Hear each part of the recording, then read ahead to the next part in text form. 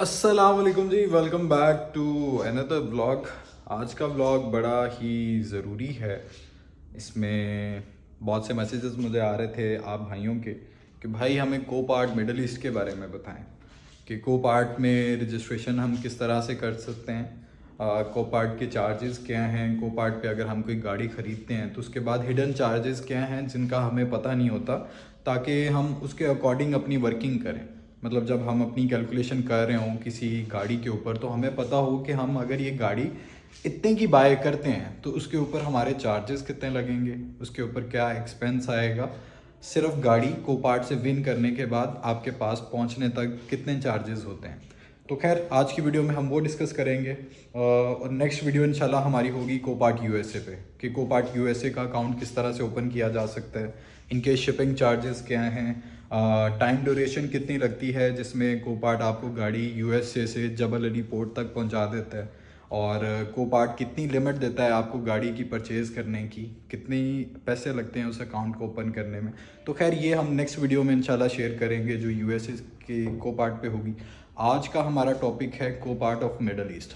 इसमें जो चीज़ें मैं आपको गाइड करूँगा वो होंगी कि कोपार्ट पे अकाउंट कैसे बनेगा, कोपार्ट के चार्जेस क्या हैं, कोपार्ट पे वर्किंग करने का तरीका क्या है, क्या चीज़ें हैं जिनको हम कोपार्ट पे करें और क्या चीज़ें हैं जिनसे हम अवॉइड करें।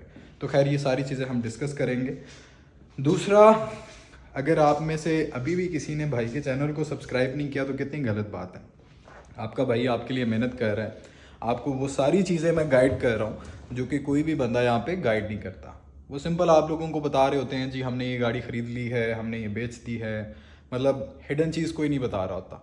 तो मैं आप लोगों को वो सारी नॉलेज प्रोवाइड कर रहा हूँ कि किस तरह से ये काम कर सकते हैं, किस तरह से नहीं कर सकते। फॉर एग्जांपल अगर किसी को मैं रिप्लाई नहीं कर पाता तो आप लोग यार आगे से बातें शुरू कर देते हैं। देखिए, आपको कोई शख्स अगर सिखा रहा है और फ्री ऑफ कॉस्ट सिखा रहा है तो आपको इस चीज़ को अप्रिशिएट करना चाहिए, बजाय कि मैंने कोई अपना प्लान नहीं बनाया हुआ कि मेरा ये कोर्स बाय करें और इसमें आप सीखेंगे। मैं ऐसा कुछ नहीं कर रहा।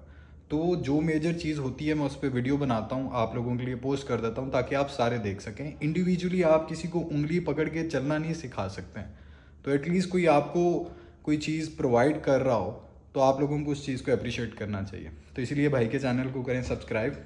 बाकी वीडियो करते हैं स्टार्ट। और इसके अलावा एक और चीज़ है जो कि मैं भूल गया हूँ, तो हम ब्लॉग स्टार्ट करते हैं।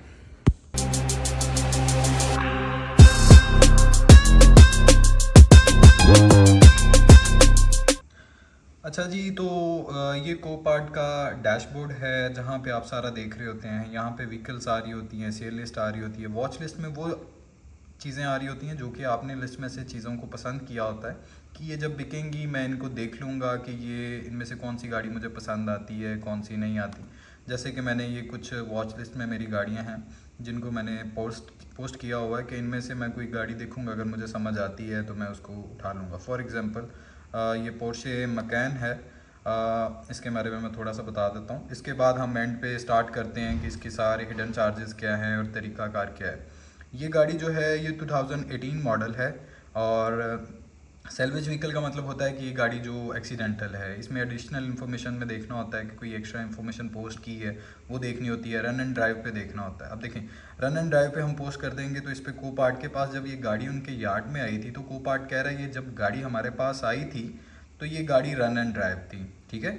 अब अगर आप जब लेते हैं तब ये गाड़ी रन एंड ड्राइव नहीं होती, रोड के लिए एलिजिबल है नहीं है, इसकी कैपेसिटी है आगे रेडी होने की नहीं होने की, हम उसके ज़िम्मेदार नहीं हैं। लेकिन हम आपको इतनी चीज़ बता रहे हैं कि जब ये गाड़ी हमारे पास आई थी तब ये रन एंड ड्राइव थी, ठीक है। नीचे आ जाता है इसका प्राइमरी डैमेज क्या है। प्राइमरी डैमेज प्रीवियस रिपेयर है। हो सकता है इसका कोई मैकेनिकल इशू हो जो कि किसी गराज से ठीक नहीं हुआ तो उन्होंने रिजेक्ट कर दी और ये गाड़ी ऑक्शन में आ गई, ठीक है। ये मल्टीपल चीज़ें इसमें होती हैं जो आपने देखती होती हैं। यहाँ पे आप पिक्चर्स को बड़े क्लोजली देखते हैं कि यार इसका क्या इशू है, कोई इशू है या नहीं है, इंजन ठीक है, मतलब ये सारी चीज़ें आपने देख के ऑब्जर्व करनी होती हैं। अभी इसकी बिड स्टार्ट होगी 4 डेज़ के बाद और अभी करंट बिड 25 दिरहम है। ये अभी स्टार्ट होगी तो फ़ौरन बिड इसकी बढ़ जाएगी। इस तरह मैंने काफ़ी गाड़ियों को सिलेक्ट किया हुआ है जो मेरे इधर वॉच लिस्ट में आ रही हैं। तो इन सारी गाड़ियों को वॉच लिस्ट में ऐड करने का मकसद ये होता है कि मैंने पहले ये गाड़ियों को चेक किया क्या ये गाड़ियाँ मुझे समझ आती हैं। अब मैंने इनकी कॉस्टिंग निकाली कि यार ये समझ आ जाएंगी तो इनको मैं देख सकता हूँ, किस तरह नहीं देख सकता।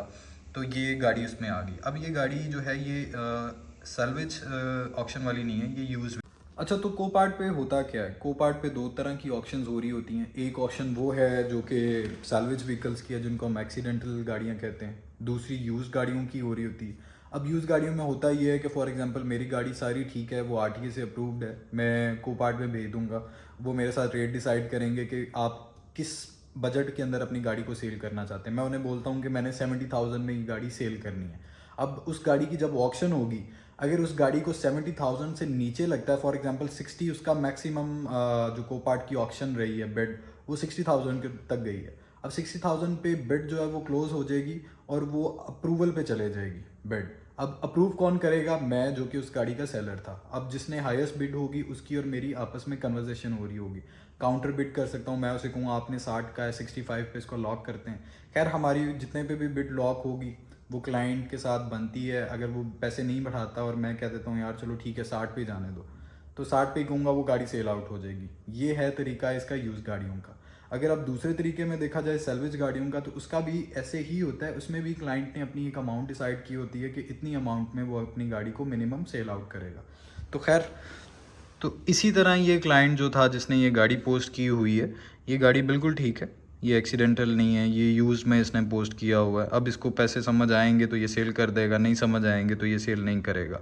तो खैर वॉच लिस्ट बताने का ये तरीका था। इसके अंदर आपकी गाड़ियाँ आ रही होती हैं जो आपने उठानी है। जैसे मैंने ये मज़राटी को भी लाइक किया हुआ था, इसकी जस्ट मैं प्राइस चेक करना चाह रहा था कि ये कितने में सेल आउट होगी, क्योंकि मेरी एक गाड़ी आ रही है तो मैं उसके साथ इसका कंपैरिजन करना चाह रहा था। ये 2023 जो अल्टीमा है, इसका भी यही सेम प्रोसीजर है। तो वॉच लिस्ट के अंदर आपने वो गाड़ियाँ रखी होती हैं जिनका आपको होता है कि यार इस गाड़ी को मैं सेल आउट कर दूंगा। अगर सेल आउट कह रहा हूँ, इस गाड़ी को अगर मैं परचेज़ करता हूँ तो ये किस बजट में मुझे समझ आएगी। वॉच लिस्ट में ऐड करने के बाद हम बेसिकली उनकी कैलकुलेशन निकाल रहे होते हैं।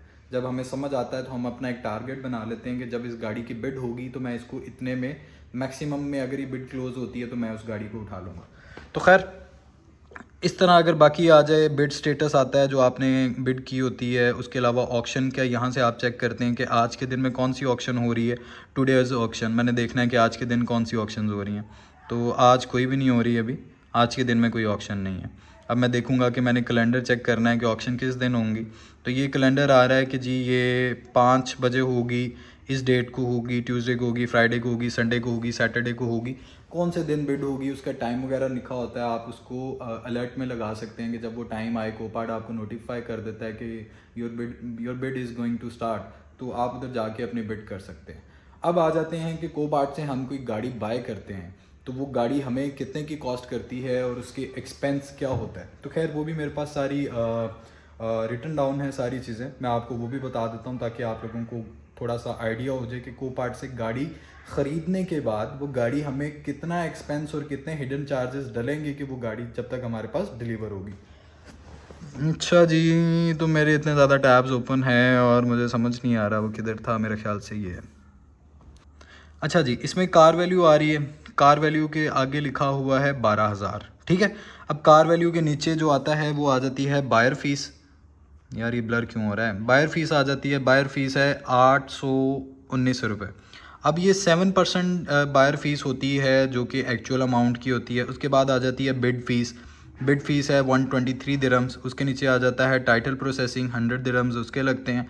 उसके बाद आ जाता है लॉट रिट्रीवल, उसके हैं 252 दिरहम्स। नीचे आ जाता है वैट 64 दिरहम्स। नीचे आ जाता है वैट ऑन सेल प्राइस। इसमें वैट अप्लाई हो रहा था जो गाड़ी जितने की आपने सेल आउट की है। तो खैर इन शॉर्ट गाड़ी मैंने 12,000 की कोपार्ट से विन की थी। गाड़ी की अमाउंट करते करते करते मुझे 13,960, मतलब लेट्स से मैंने 12,000 की गाड़ी ख़रीदी, उसके ऊपर एक्सपेंस मुझे 2,000 डल गया। तो आप इस तरह एस्टिमेट निकाल सकते हैं। लेकिन वैट और जो सेल प्राइस होती है वो वेरी करती है कि जो आपकी सेल प्राइस थी वो कितनी है, तो उसके अकॉर्डिंग आप ये सारा एक्सपेंस निकाल सकते हैं। आप आइडिया कर सकते हैं कि यार इसमें क्या तरीकाकार है और इसको करने का क्या प्रोसीजर है। मतलब फॉर से आपने 28,000 की गाड़ी ख़रीदी है, अब 28,000 पे जो वैट होगा वो डिफरेंट होगा वैट ऑन सेल प्राइस जो है वो डिफरेंट होगा। तो इस तरह से आप इसकी अमाउंट को कैलकुलेट कर सकते हैं। तो खैर इतना मुश्किल चीज़ें नहीं है। इसमें मेन चीज़ ये होती है कि आप जब कोई गाड़ी ख़रीद रहे हैं तो आपने ये देखना है कि यार वो गाड़ी में कोई ऐसा इशू ना हो जो कि वो गाड़ी आप ले तो लो लेकिन आपके पेटे पड़ जाए। तो खैर ये छोटी छोटी चीज़ें बहुत सी होती हैं। इसके अलावा नेक्स्ट वीडियो होगी, उसमें मैं इंशाल्लाह आपको ये भी बता दूंगा कि कोई अमाउंट को हम कैलकुलेट किस तरह से करते हैं, उसका क्या तरीक़ाकार होता है। नेक्स्ट वीडियो जो हमारी होगी वो इंशाल्लाह कोपार्ट यूएसए पे भी अभी हम बनाएंगे कि कोपार्ट यूएसए का क्या प्रोसीजर होता है। अच्छा जी, ये हम डैशबोर्ड पे जाते हैं यहाँ से। अब ये वो जो गाड़ियाँ हैं जो मैंने वॉच लिस्ट में डाली हुई हैं, तो खैर वो सारी चीज़ें आपको इधर मिलेंगी। ये निसान सनी है, इसकी 200 से बिड स्टार्ट हो रही है, लेकिन अब इसका मतलब ये नहीं है कि आपको गाड़ी 200 की मिलेगी। अब लोगों ने कैप्शन डाले होते हैं 200 में इतनी गाड़ियाँ ले लें, भाई ऐसे नहीं होता। ये सिर्फ अट्रैक्ट, वो कहते हैं ना दूर के ढोल सुहाने, अगर ये एग्जांपल यहाँ पे लगती है, ये नहीं लगती, तो अट्रैक्ट करने के लिए क्लाइंट को इन्होंने प्राइस लिखी होती है। तो जब इनकी प्राइस इनके अकॉर्डिंग आती है तो वो गाड़ी सेल आउट करते हैं। अगर वो प्राइस इनके एस्टीमेट वाली नहीं आती तो वो अप्रूवल में चले जाती है। अप्रूवल 5 से 8 दिन ले सकती है। फॉर एग्जांपल आपने आज मंडे था, आपने आज बिड क्लोज की है, आज आपकी गाड़ी अप्रूवल में चले गई है, वो 5 से 8 दिन लगेंगे उस गाड़ी को अप्रूव होने में। ये क्लाइंट पे होता है कि वो जो सेलर है उस गाड़ी का, वो आज अप्रूव कर दे 5 दिन ले ले, 8 दिन ले ले, इसके अंदर अंदर उसने वो गाड़ी अप्रूव करनी होती है। दूसरी मेन चीज़ मैं आपको बता दूं, अगर आप कोपार्ट वगैरह से कोई गाड़ी की बिड करते हैं, आप बिड जीत गए हैं, अब आप बैक ऑफ नहीं कर सकते। तो अगर आप बैक ऑफ करते हैं तो लेट से 40,000 की आपने बिड वॉन की, ठीक है, आप बिड जीत गए। अब अगर आप बैक ऑफ करते हैं तो आपको 40,000 का 20% जितना भी बनेगा वो अमाउंट पे करनी पड़ेगी, सिर्फ उससे बैक ऑफ करने के लिए। ये नहीं है कि आपने गाड़ी उठा ली है, अब दिल नहीं कर रहा तो नहीं लेनी, आपने उसकी अमाउंट पे करनी है भाई। उनका आपने टाइम वेस्ट किया, आपने 10,000 की गाड़ी उठाई, उसका 20% आपने पे करना है। 20% मेरे ख्याल से 2,000 बनेगा, जो कि एज अ फ़ाइन आप पे करेंगे। वो फ़ाइन पे करेंगे तो कोपार्ट आपका अकाउंट चलाता रहेगा। अगर आप फ़ाइन पे नहीं करते, कोपार्ट आपको सस्पेंड कर देगा, उसके बाद आप कोपार्ट पे अकाउंट नहीं बना सकते।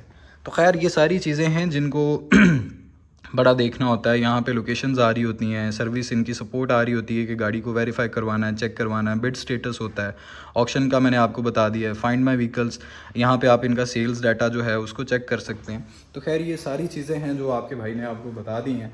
तो मैं उम्मीद करता हूँ कि आपको ये ब्लॉग बड़ा पसंद आया होगा, मज़ा भी आया होगा। और कुछ भाई पूछ रहे थे भाई अपार्टमेंट का टूर करवाएं, भाई अभी तक चीज़ें नहीं सेट कर पाया, मैं इतना बिज़ी होता हूँ ना यार कि टाइम नहीं लगता। तो इंशाल्लाह 1-2 वीक्स में रेडी करके फिर आपको सारा शेयर करूँगा और आपको मैं बताऊँगा। तो मुझे देते हैं इजाज़त।